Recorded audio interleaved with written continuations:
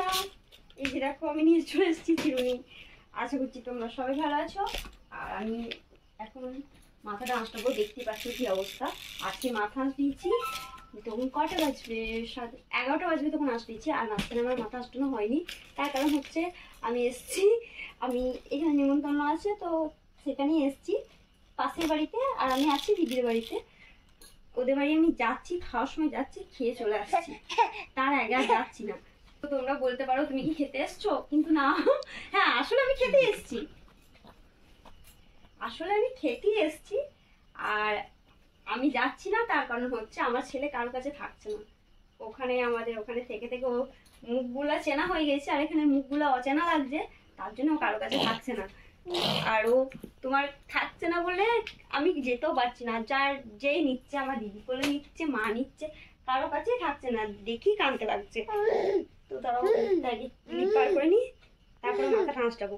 এখন বাড়িতে কেউ নেই, ওরা সবাই গেছে ওদের বাড়িতে, ওরা সবাই গেছে ওদের বাড়িতে, তার জন্য ও বসে এখন খেলা করছে। ওরা কেউ থাকলে আর থাকতো না।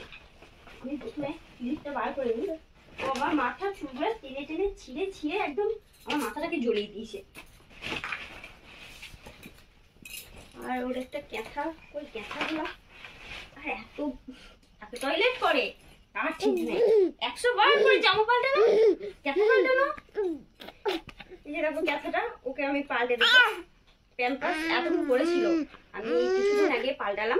তো পাল্টালাম, পড়াইনি, বেশি পড়ালে র্যাশ বেরিয়ে যায়, তার জন্য বেশি পড়াই না। যেটা আমার যতটুকু দরকার সেই টাইমটা পড়াই, আনন্দে পড়াই না। তো আমি ওকে চেঞ্জ করে দিই। আমি আমার ছেলেকে চেঞ্জ করে দিয়েছি। আর ওইদিকেও খেলা করছে, ও একটা পুতুল নিয়ে খেলা করছে। পুতুলটা প্যাক করা আছে, ওটা প্যাক থেকে খুলে দিইনি, ওটার জন্যই চিকের প্যাক, তো ওই জন্যই চিকটা আওয়াজ হচ্ছে। আর আমি এদিকটায় রেডি হচ্ছি, আমি ওদের বাড়ি যাব। আমি শাড়িটা পাল্টাবো না, মাথাটা একটু আঁচড়ে নিচ্ছি। আর আমার ছেলে হয়েছে, আর আমার এত চুল উঠছে, যাদের যাদের মানে যাদের আর কি ছেলে আছে, তোমরা বাড়িতে শুনতে পাবে যে ছেলে হাসলে নাকি চুল ওঠে। এটা কিন্তু সত্যি কথাই, অনেকেরা বিশ্বাস না করতে পারো। আমার তো দুটো ছেলে হয়ে গেছে, আমি এটা ভালোভাবে বিশ্বাস করি।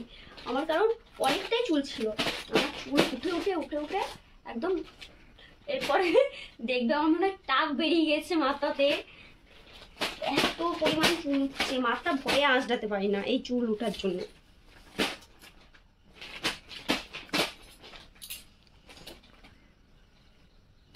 তোমাদেরকে আমি লাস্টে দেখাবো, দাঁড়াও। মাঠে এত মানে মাথাটা লাগে না, আর আমার মাথায় ফাঁস পড়লে আঁচড়াতে গেলে খুব লাগে। ফাঁস ভাঙতে গিয়ে আমার নিজেই কেঁদে ফেলি এক একদিন, এত ফাঁস পড়ে মাথাতে।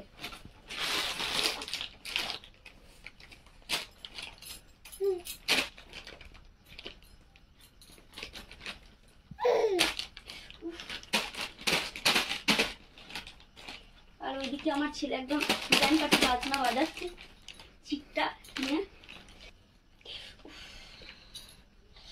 মাথা জ্বলে যাচ্ছে একদম আমার মাথায়।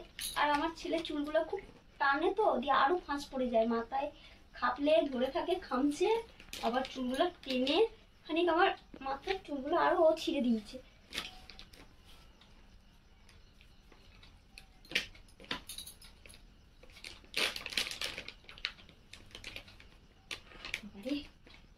ফাঁসটা কিছু পানি।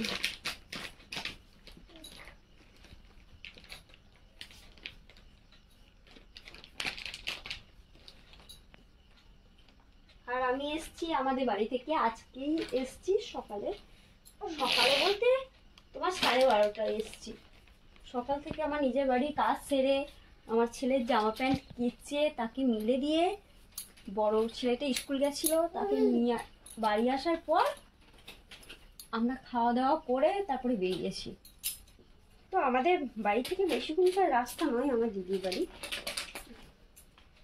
তাও নিজের বাড়ি না গুছিয়ে তো আসা যায় না। আবার এইসব নিয়ে আসছে, আবার গিয়ে কাচাকুচি ভরাও, ব্যাগে ভরে রাখো, সব মানে আসার থেকে না আসাই ভালো, আমার বলতে বলে। এই যে দেখো কত চুল উঠেছে, এই সাইডে দেখো এই যে কতটা চুল উঠেছে দেখো। আর আমি আমার ছেলে চুল খুব ছিঁড়ে দেয় টেনে টেনে, তার জন্য আমি অন্য কোনো রকম ভাবে চুল বাঁধি না। বাড়িতে থাকলেও ঠিক সেম এই এখন যেমন করেছি তেমন। আর ওদের বাড়ি যাবো, আর রাতে বেলা তো একটু টুপি বেঁধে দেবো, এতটা লাগবে না।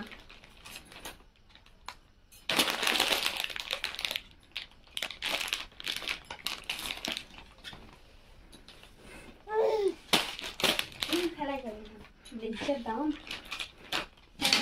সোনার দাম যেমন হুড় করে বাড়ছে, চুলের দামটাও ঠিক তাই হুড় করে বাড়ছে। আমি সিঁদুরটা নিয়ে আসি, এই ঘরে নেই। আমি চলে এসেছি সিঁদুর আর কাঠি নিয়ে। এই যে দেখো সিঁদুরের কৌটো, এটা আমার অবশ্য না, আমার দিদির। ওই কৌটোটাতে মধ্যে সিঁদুর আছে, এই সিঁদুরটা পরে রেখেছি।